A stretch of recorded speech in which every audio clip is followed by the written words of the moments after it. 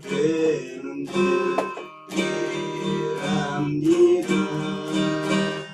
내 인생 속으로 땀떼기 모아서 땡볕하는 노을을 기대합니다.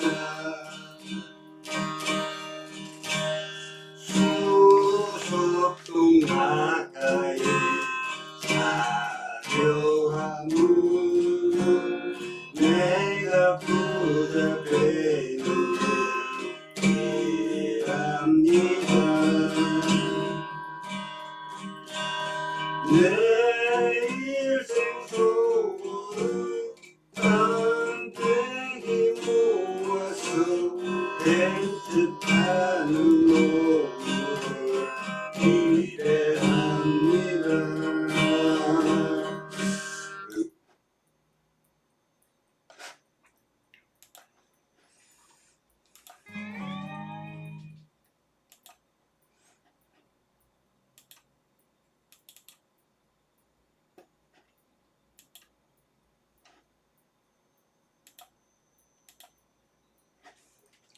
안녕하십니까.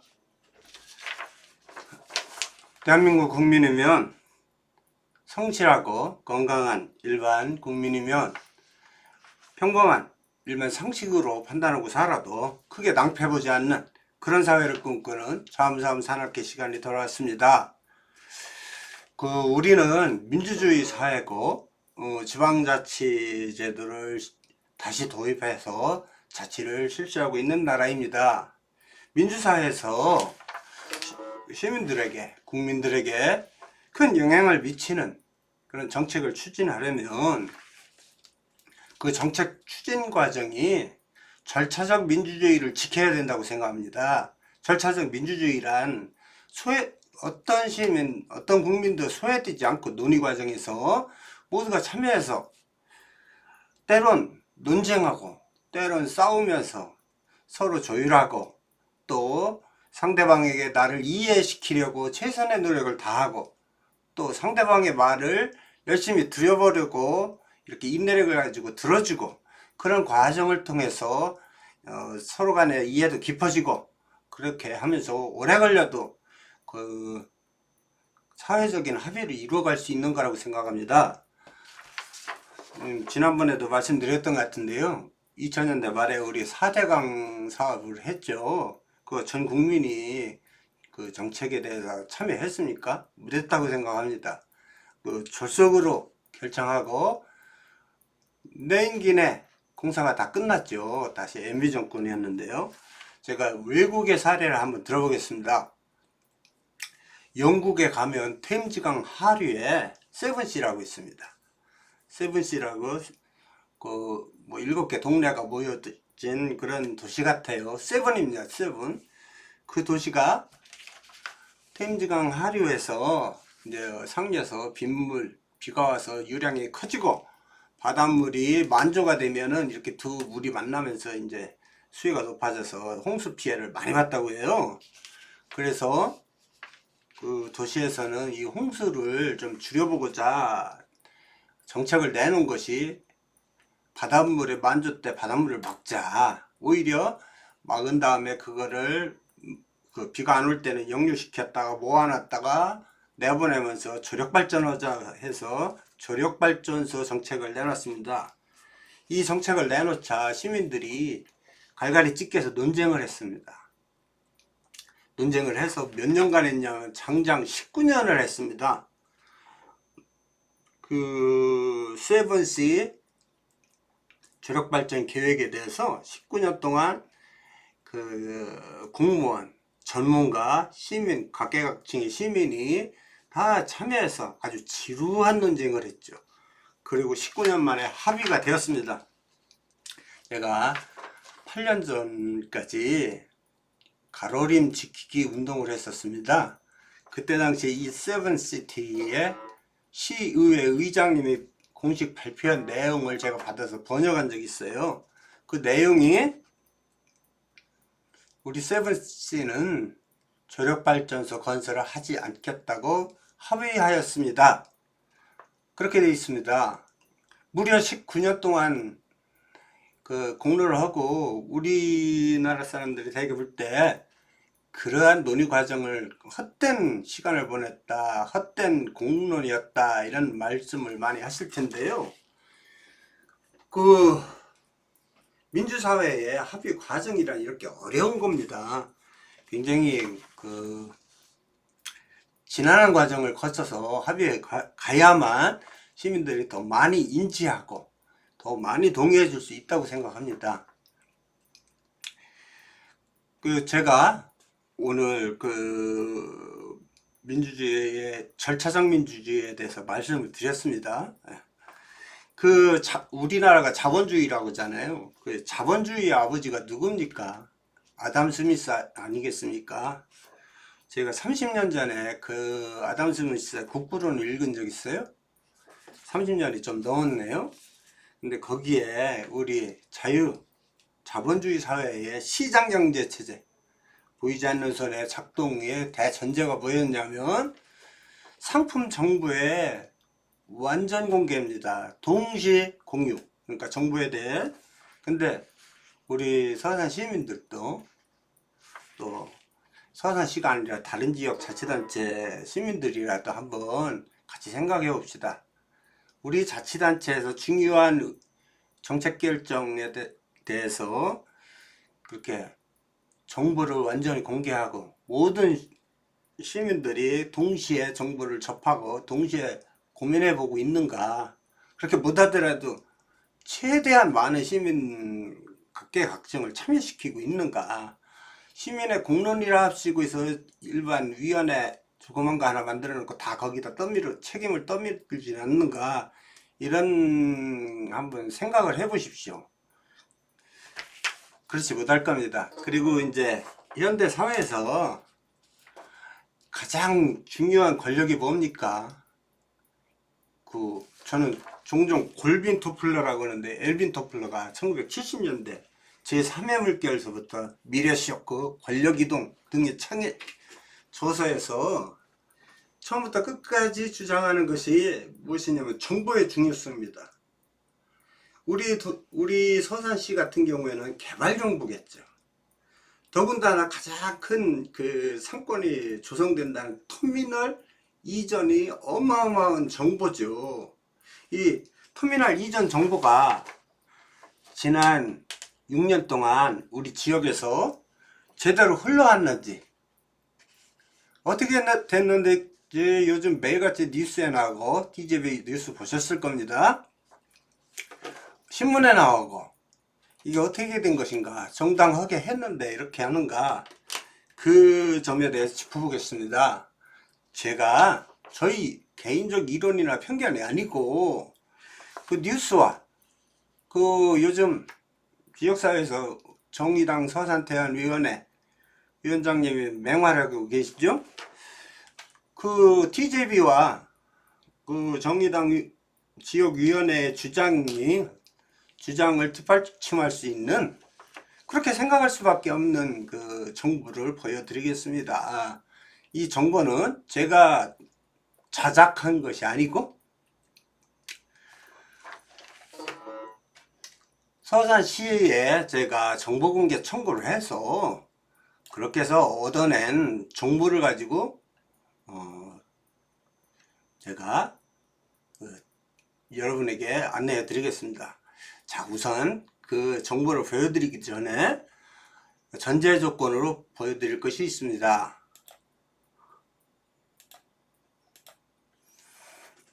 터미널 이전 추진의 그 시도가 2000년대 초하고 2009년도하고 2015년에 있었다고 제가 수차례 말씀드렸지 않습니까?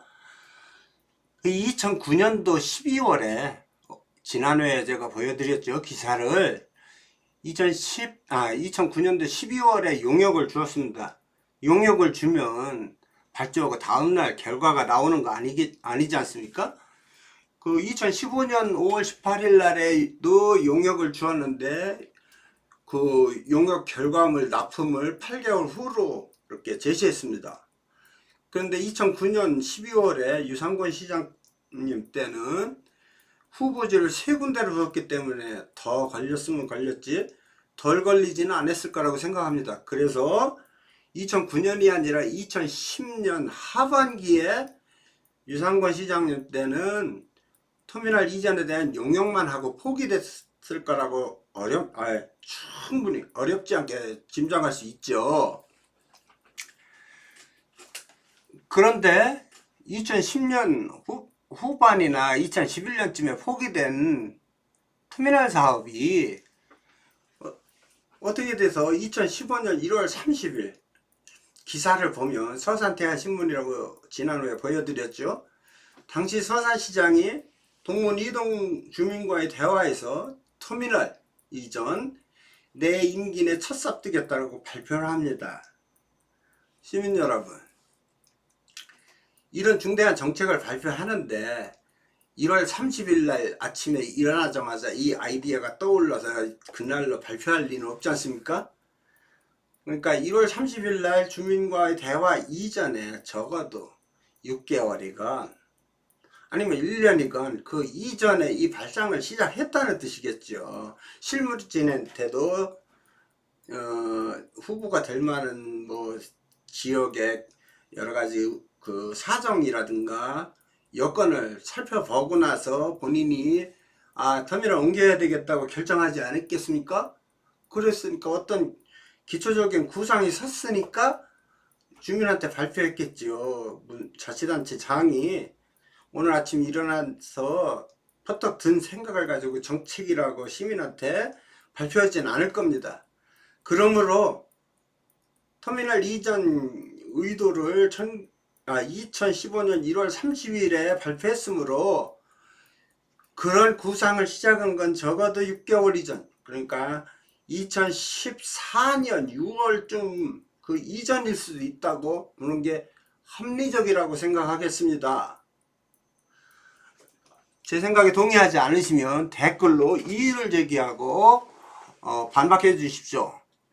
그리고 4달이 채 안 돼서 2015년 5월 18일 터미널 이전 수속지역 도시개발에 관한 용역을 발주합니다.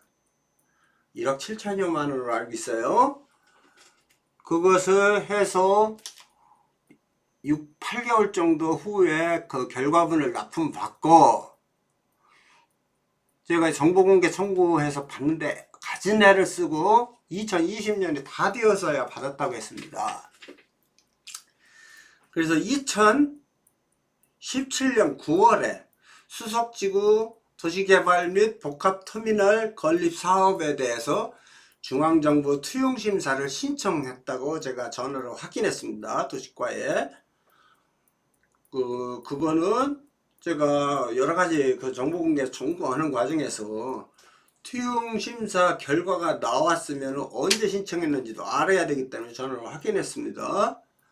그리고 2017년 10월 말에 투용심사가 중앙정부에서 통과 후 발표가 되고 서산시청의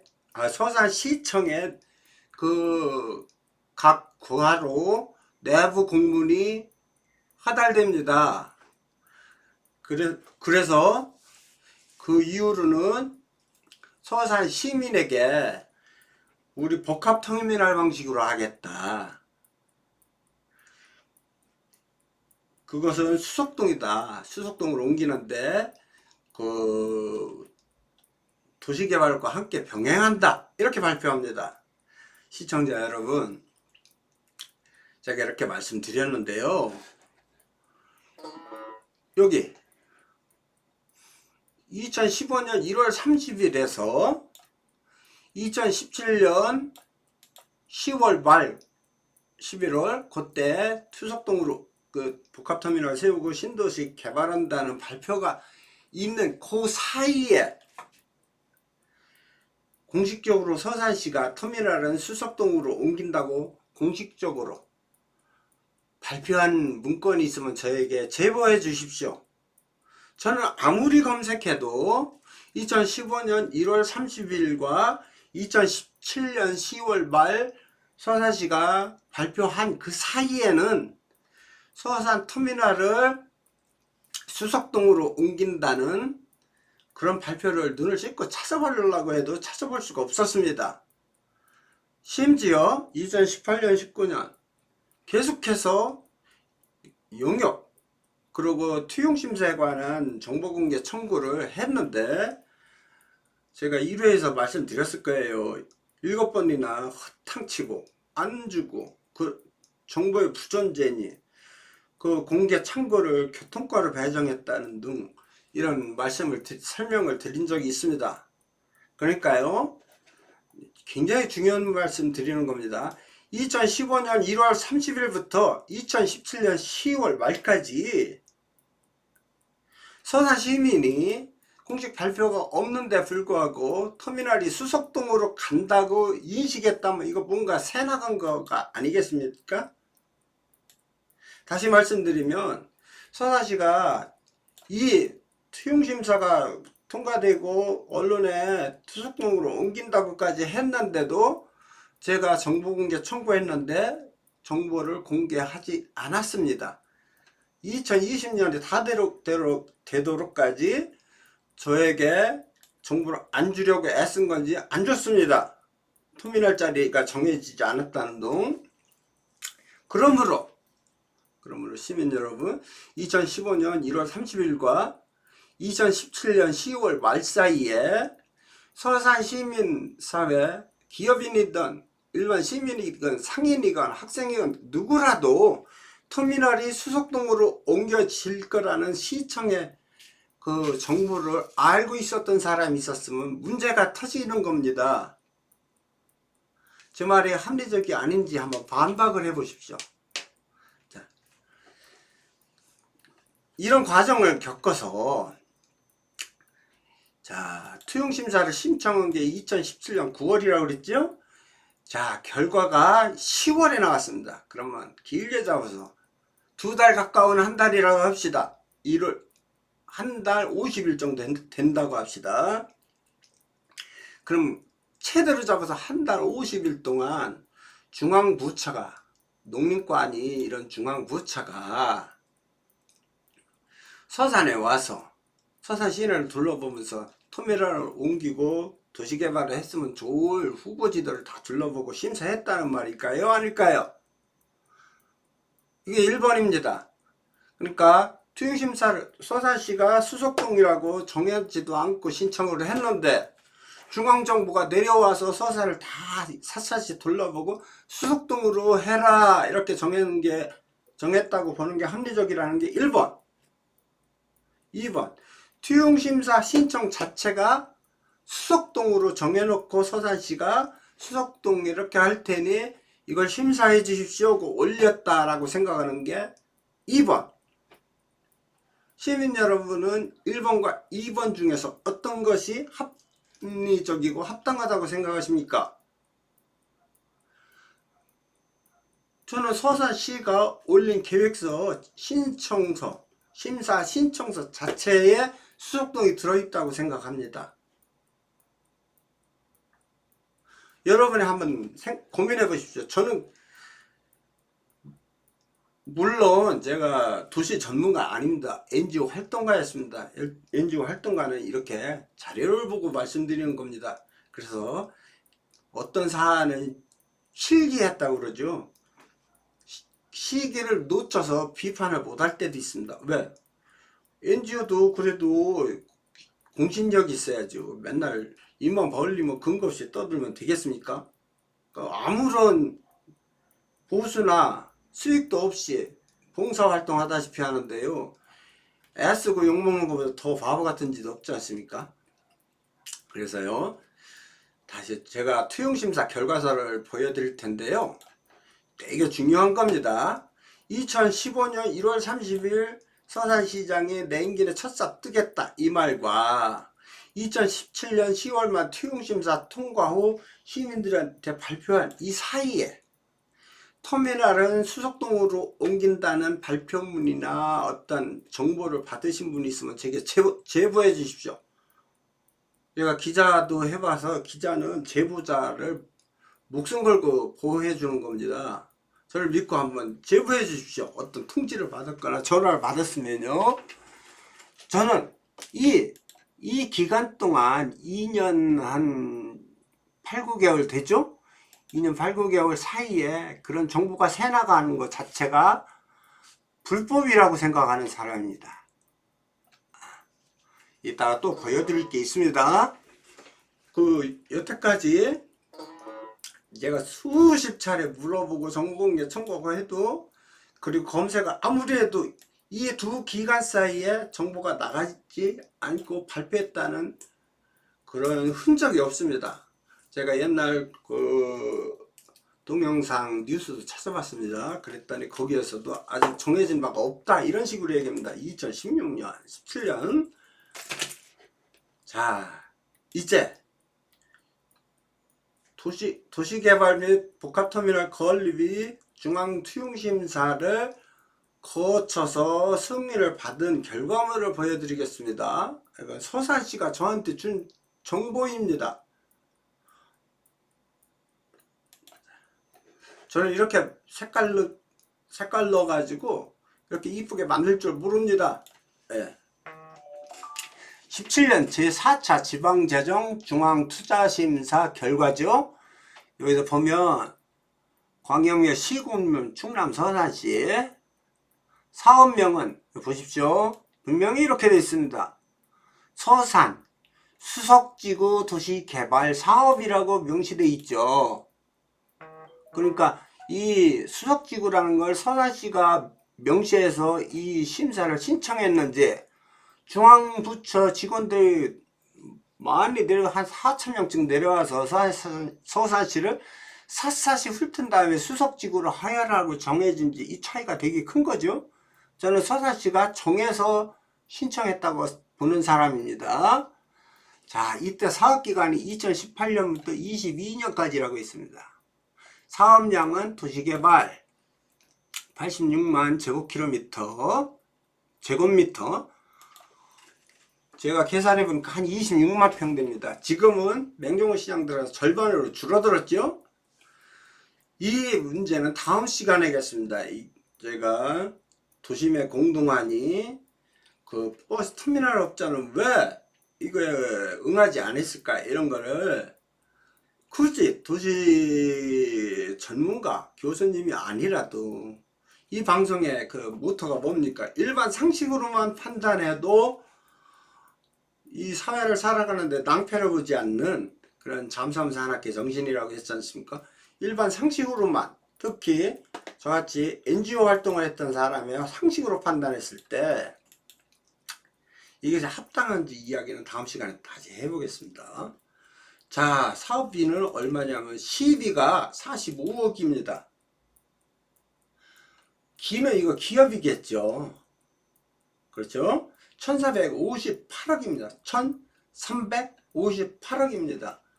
그러니까 이 45억은 행정비용이겠습니다. 용역비니 이런 투용심사 비용이니 행정비용 아니겠습니까? 서산시가 업자에게 사업비를 이렇게 든든히 밀어줄 수는 없는 거 아니겠습니까? 그러니까 신세계니 이런 롯데니 이런 유통업체들이 하는 거 아닌가, 그렇게 이야기가 나왔었죠. 자, 이쪽에 사업량이 이렇게, 여기 환지 방식이라고 있습니다. 환지 방식은 토지 소유주의 토지를 사업자가 수용을 하고 공공용지로 도로니 도시니 하수구니 주차장이니 이런 곳에 쓰일 그런 용지를 빼고 나머지를 비율대로 일정하게 돌려준다는 방식 아니겠습니까? 그러면 제가 생각했을 때 100평 가지면 한 40평 50평 받는 겁니다. 서산의 환지 비율이 굉장히 높아서 말이 많은 아파트 단지도 있습니다만, 환지 방식의 이 비율도 굉장히 중요합니다. 자, 심사 결과는 이렇게 되어 있습니다. 중기지방재정계획 수정 반영하라, 동사업지구의 입주 수요자 등을 토대로 구체적인 채비지를 분양해라, 활성화 및 매각 지연 시 대응 방안을 마련하고 복합터미널 건립에 따른 현 터미널 주변 상권 및 민원 최소화 방안을 마련해라. 이렇게 조건부로 달았습니다. 자, 이거 그 시청자 여러분이 이거 잘 보이셨죠? 네. 그리고 제가 정말 어렵게 지금은 쉽게 공개하는지 모르겠습니다만 정말 어렵게 제가 7번 했는데 빠꾸맞고 8번째 하면서 그런 서운한 소리도 쓴 거 보셨죠? 1회에서. 자, 이제 제가 이번에 다시 정보공개 청구를 또 했습니다. 저것이 나온 결과가, 자, 기업께서 문의하신 수석지구 개발 및 복합터미널 이전 계획 관련 정보공개 청구 사항에 대해 다음과 같이 답변합니다.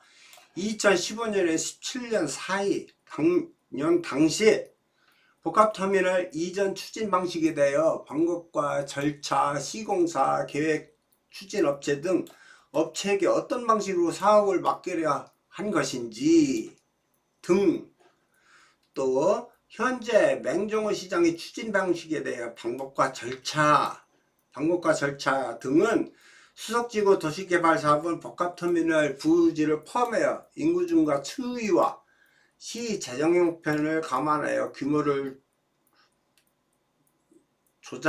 조정하여 추진하고 있으며, 터미널은 민자 유치를 통한 복합터미널 방식으로 이전하되 장기적인 관점에서 민간 사업자의 참여 여부, 인구, 규모, 원도시 및 경쟁력 확보 등을 종합적으로 검토하여 여건이 갖추는 시기에 터미널 이전을 추진할 계획임. 자, 시공사, 계획 추진업체 등은 없음. 터미널 이전에 필요한 적립금이 있다면 그 액수 및 적립기간 없음입니다. 자, 기타는 도시과 도시개발 사업팀에 물으라 했죠. 근데 왜 이걸 정보공개 청구했을 때 과거에는 왜 교통과에다 배정하고 그랬었느냐 이거죠. 자, 제가 이젠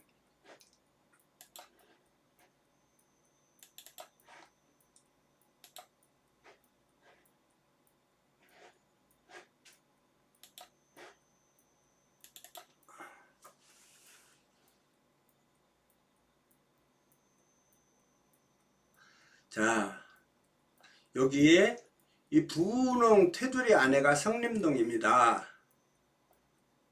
보이십니까? 네, 이 부흥 테두리. 자, 성림동 기억해 주십시오.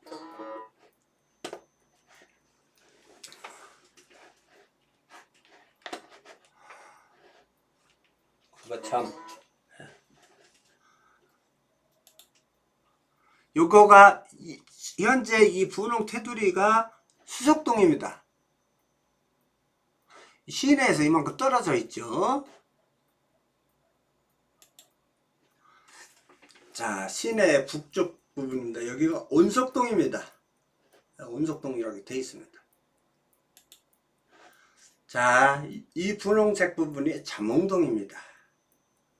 제가 먼저 해도 여러 차례 서산에 터미널이 서면 이 시가지의 왼편은 좀 불합리하다겠습니다. 이쪽 왼쪽에 세우면 거기서 여기 이 길이 서울 가는 길이거든요. 거기 서울 가려면 시내를 다 거치고 가야 되기 때문에 왼쪽보다는 오른쪽이 좋다고 생각했습니다. 그리고 제가 연속으로 보여드렸듯이 여기가 잠흥동이고요, 얘가 운석동이고요, 여기가 수석동이고요, 여기가 성림동입니다.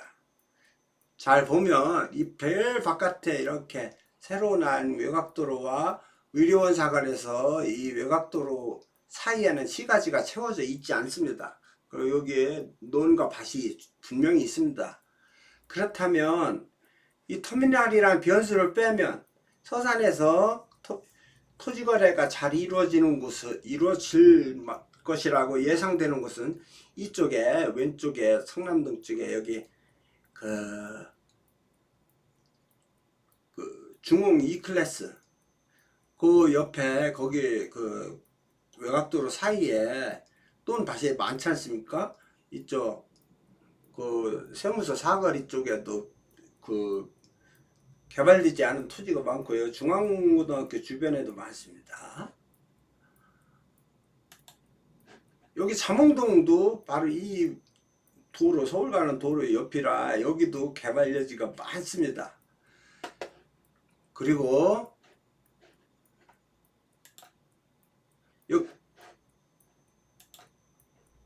여기 수석동은요, 이 성림동에 비해서 시가지랑 떨어져 있습니다.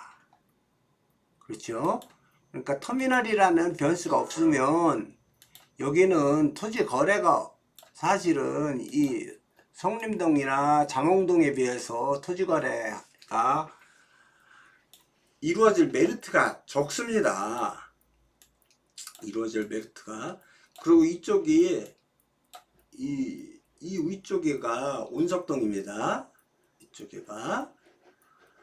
온석동인데요. 여기도 수석동과 마찬가지로 허허벌판입니다. 근데 이 온석동이라고 해서 터미널이 안 되느냐? 그거 아닙니다. 여기 정도 생각해 봅시다. 네? 여기 율목리 주변인데요. 여기에서 이렇게 음암으로 도로가 있지 않습니까? 잠원저수지 저 건너편으로 지나가는, 그러니까 터미널이 거기 있으면 서울 가기 더 편합니다. 이거 도로가 개통된 지 얼마 안 됐죠. 그래서 온석동과 수석동은 입지에서 별 차이가 없습니다. 그렇죠? 네. 그리고 수석동은 지금 보이시는 모르겠는데 이 지도에서 E자 이 표시가 있는 이 부분에 터미널을 세운답니다. 근데 여기가 말입니다, 농림지역입니다.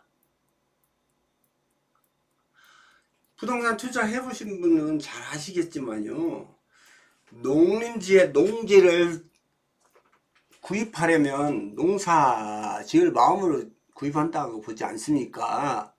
그렇죠? 그러면 농사를 지으려면 그 농업 경영 계획서가 필요합니다.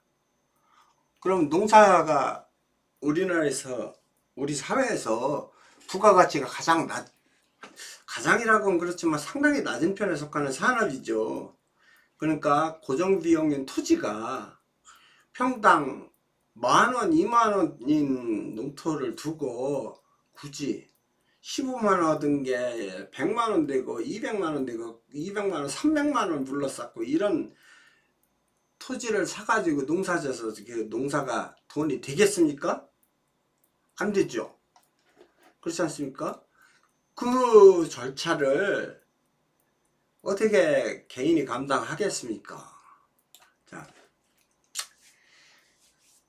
서산시청이 저한테 용역과 투용심사 결과를 정보 공개를 하지 않으면서 남긴 말이, 결국은 나한테 대답한 명분이 뭐였냐면, 터미널이 그 도시개발 지역 어디로 가야 될지 몰라서, 그 좁은 구역에서 어디에 정해질지 몰라서 알려주지 않았답니다. 그 이야기는 뭐냐면 터미널과 가까운 지역에 땅 투기가 일어날까봐 였겠죠. 그거 안에 무슨 명분이 있습니까?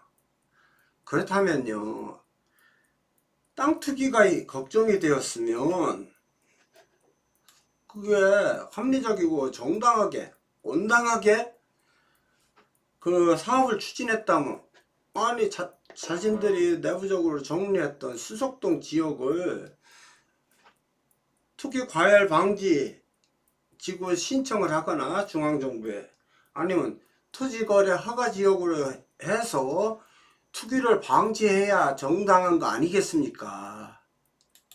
에? 시민이 이거 투기하네, 거기 누구는 땅 샀네, 이렇게 사람들이 심하게 갈등하고 이상하게 마뜩지 않은데 그건 안 해놓고 그런 문제 제기하는 시민들을 그렇게 비난하면 되겠습니까? 자, 오늘 제가 드릴 말씀 다 드렸는데요. 오늘의 제일 중요한 포인트는 터미널을 이전하겠다, 땡기나 첫 수업이 뜨겠다, 이 말을 주민에게 하려면 최소한 6개월에서 1년간을 마음속으로 정책적으로 정리하고 발표하는 것입니다. 그날 아침에 일어나서 머리가 탁 퍼뜩 떠올랐다고 주민한테 발표하는 자치단체장이 있겠습니까? 그러니까 당시 그 시장의 머릿속에는 그보다 훨씬 이전부터 보관이 있었다고 봐야 그게 합리적인 거 아니겠습니까? 그렇죠? 그날 벌떡 떠오르라고 했다면 그거는 시민들을 농락한 것이겠죠. 그렇죠? 그렇게. 자, 두 번째는 터미널 이전하는 계획을 세우겠다고 발표한 게 2015년 1월 30일입니다. 기사를 찾아보십시오. 그 날짜부터 2017년 10월 말 중앙투용심사를 통과하고 그것을 시민한테 발표한, 수석동으로 버스터미널 옮기겠다, 복합터미널로 도시개발과 병행하겠다, 이렇게 발표한 그 두 기간 사이에 어떤 사업가나 시민들이 버스터미널은 수석동으로 간다는 정보를 얻었으면 그건 불법입니다. 그렇지 않습니까? 내부 정보가 유출된 것이죠. 그렇죠? 자, 그래서 시민들이 제보를 받습니다. 그 기간 안에 터미널 수석동으로 옮긴다는 메모나 문자화된 정보를 받은 분이 계시면 저한테 제보해 주십시오. 자, 이번에는 여기 지도를 보고 말씀드릴게요. 여기가 온석동입니다. 여기 동문 1동이라고 하지만 여기 좀 잘못됐습니다. 여기가 온석동이고 이 부분이 장흥동이고 이 시가지 쪽으로 가까운 수석동 이쪽 왼쪽 부분이 성림동입니다. 그래서 지도상으로 땅 토지 거래가 많았으면 성림동과 장흥동이 많았어야 되고요. 또 온석동과 수석동은 똑같이 허벌판이기 때문에 토지 거래 건수가 입지상 별 차이가 없어야 합리적인 현상이라고 하겠습니다. 자, 그래서 그냥 수석동 거래 건수만 조사한 게 아닙니다. NGO답지 못해요. 적어도 NGO 활동가나 기자라면 비교군이 있어야죠. 그래서 제가 비교군을 설정했습니다.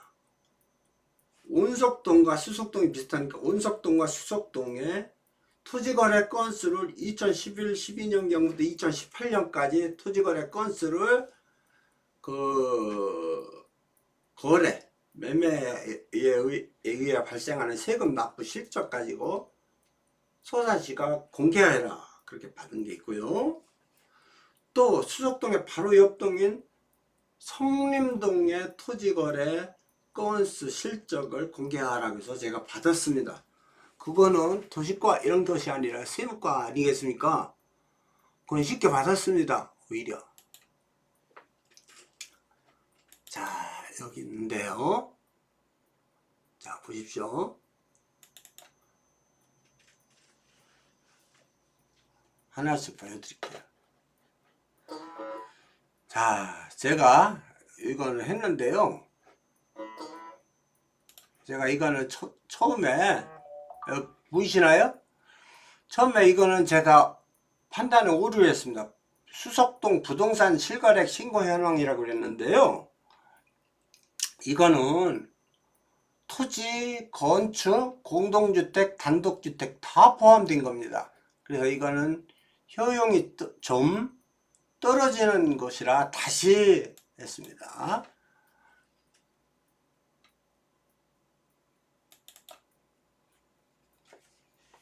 자, 이거는 제가 비교했다고 했지 않습니까? 온석동과 수석동 두 군데가 사정이 비슷합니다. 허허벌판이고 논밭이고요. 농지들이 많습니다. 자, 두 군데를 어느 한 해만 한 것이 아닙니다. 그렇게 하면 안 되고, 그 어느 한 해만 보면 정태적 분석인데요. 이렇게 여러 해 변화량을 보는 걸 동태적 분석이라고 합니다. 그래서 제가 정보 공개를 이때는 2013년부터 2018년까지 했네요. 자, 보십시오. 2015년에 터미널 옮기겠다고 발표를 했습니다. 그렇죠? 제가 누누이 설명드렸죠. 자, 수석동입니다. 위에 칸이 2013년에 64, 2014년에 69, 2015년에 203, 2016 295, 2017 220, 2018년 116. 이거 2018년에 다 가기 전에 청구했으니까 2018년은 다 모집되지 않았습니다. 온석동 보실까요? 2013년 24, 2014년 16, 2015년 56, 2016년 80집, 2017년 101, 2018년 26건입니다. 자, 수석동과 온석동은 둘 다 허허벌판인데 거래 건수가 확 차이가 나죠. 보십시오. 합계로 967대 310입니다. 그렇죠? 온석동과 수석동은 거래 건수가 동일한 기간에 3배 이상이 벌어졌습니다. 그런데 수석동은 토지 거래가가 현재 언론 보도되듯 10배 이상 벌어졌습니다. 10배 이상 튀어올랐습니다. 그 허허벌판이고 도시 기반 시설에 아무것도 없다는 거 제가 전편에서 여러 번 말씀드렸죠. 자, 이거는 수석동과 온석동의 비교입니다.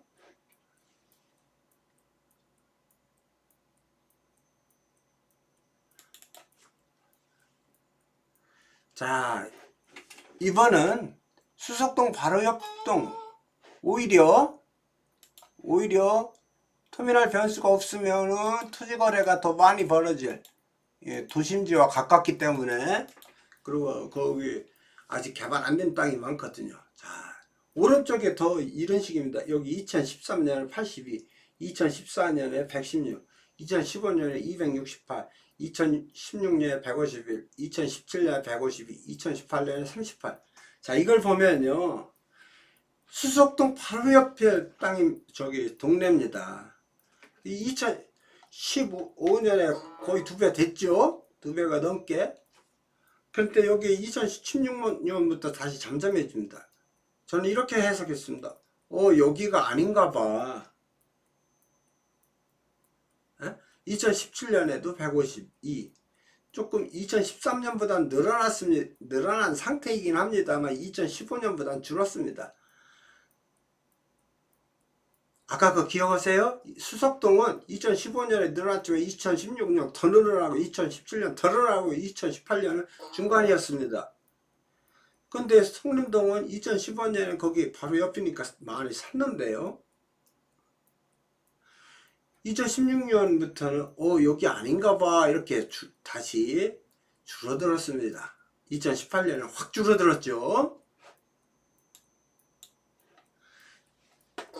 다시 제가 수석동과 온석동 터미널 옮긴다고 한 수석동과 온석동을 다시 보여드릴게요. 비교를.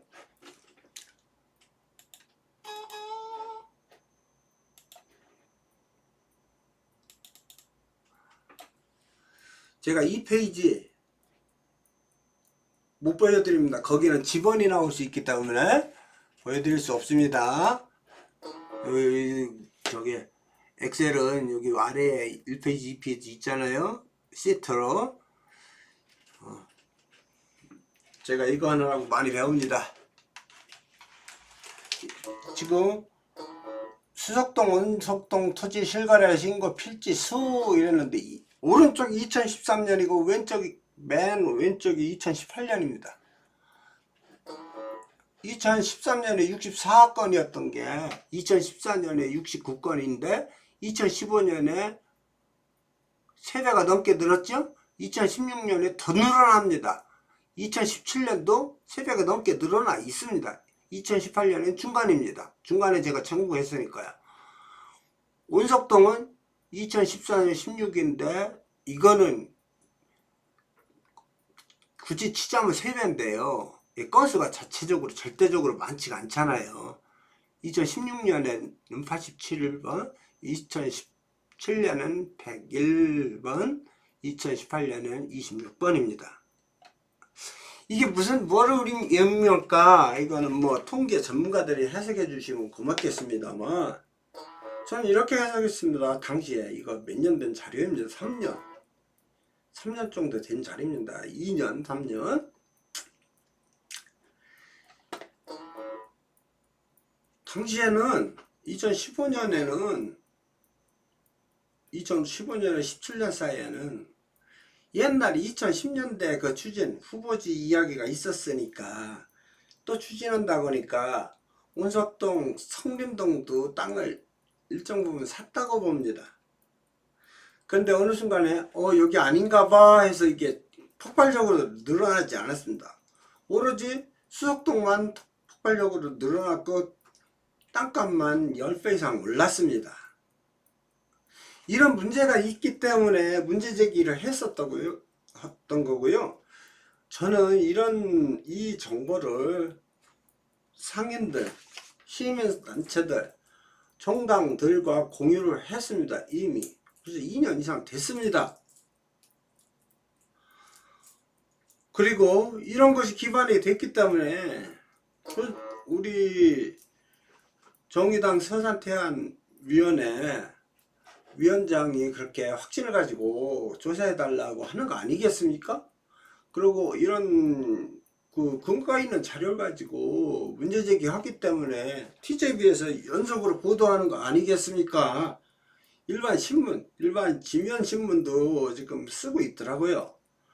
우리 지역의 지역 방송국도 다룬 적이 있고요. 자,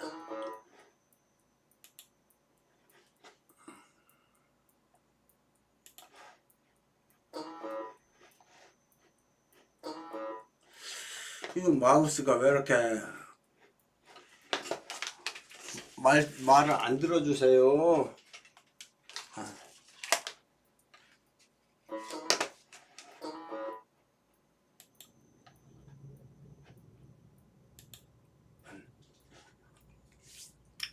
제가 오늘 드릴 말씀에 요즘은 첫째, 민주화된 사회, 특히 자치단체에서는 저는 전국적으로 자치단체의 장이 제왕적인 자치단체의 장 같은 모습을 많이 봤습니다. 그 인사권 가지고요.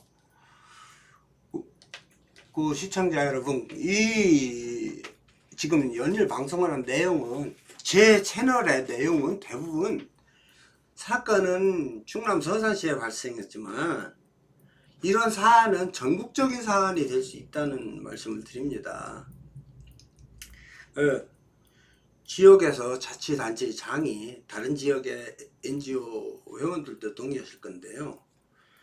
각 지역의 자치단체에서 가장 큰 조직은 공무원 조직입니다. 그렇죠? 서산은 1000명이 훨씬 넘습니다. 공무원 조직이. 그걸 당연히 재간 있는 조직이 없어요. 자, 그런 데서 공무원의 인사권을 꽉 잡고 승진해야 되지 않습니까? 공무원의 꽃은 사무관, 서기관 아니겠습니까? 그렇죠?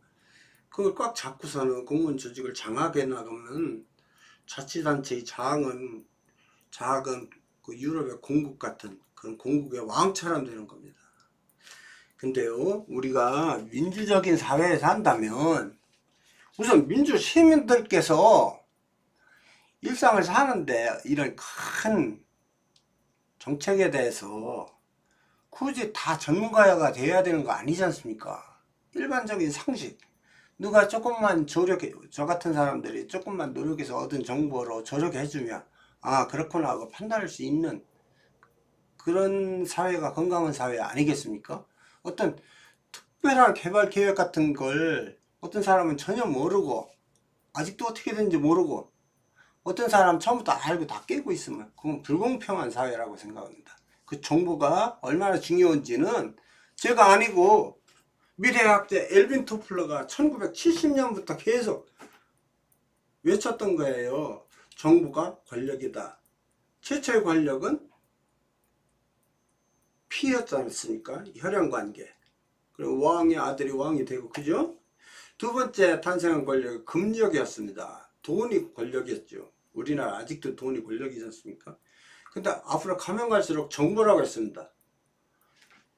돈이 만약에 터미널 이전 이런 정보를 먼저 얻는 사람은 재산이 몇억 안 되는데 거기 가서 아무도 모를 때 가서 땅을 15만 원씩 평당 사요.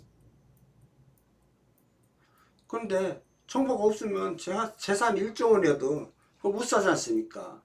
남들의 땅을 사서 200만 원, 300만 원의 호가가 나올 때 그때 한 평당 200만 원, 300만 원 주고 사면은 돈을 못 번다는 뜻이죠. 그렇죠? 그러니까 터미널 이전 정보를 먼저 안 사람이 돈을 많이 벌게 돼 있습니다. 그래서 초반에 제가 말씀드린 대로 이 자본주의 이 사상의 아버지라는 아담 스미스가 국부론에서 모든 상품 정보는 완전 공개인 상태를 전제로 하지 않습니까? 동시공유. 그리고 오늘의 또 하나의 강조해서 말씀드릴 것은 2015년 1월 30일에 서산시장이 터미널 이전 내 인근에 첫 삽득했다. 그리고 그 사업을 추진해서 비밀리에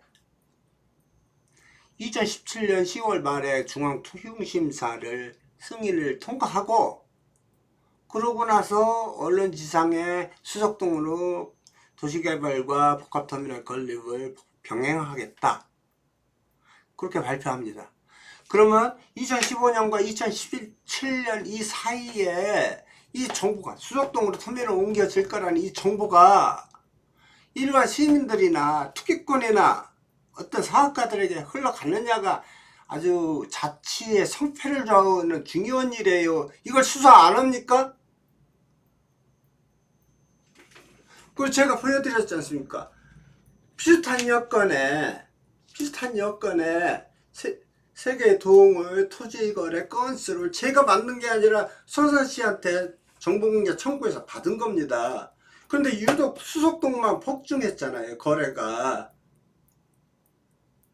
어떻게 해서 제가 2020년이 다 되도록 못 받은 도시개발 및 터미널 이전에 관한 정책의 내용이 어떻게 토지거래 건수에 반영이 됐느냐, 이 답을 내놔보라는 얘기예요. 검찰도 적고 서산시청도 적고 경찰도 적고 누구라도 다 이거 속 시원하게 설명해보라 이 말입니다. 제가 여기까지 말씀드렸는데 제 주장이 너무 터무니없으면 댓글로 반박해 주십시오. 제가 얼마든지 대답해 드리겠습니다. 오늘은 여기까지 하겠습니다.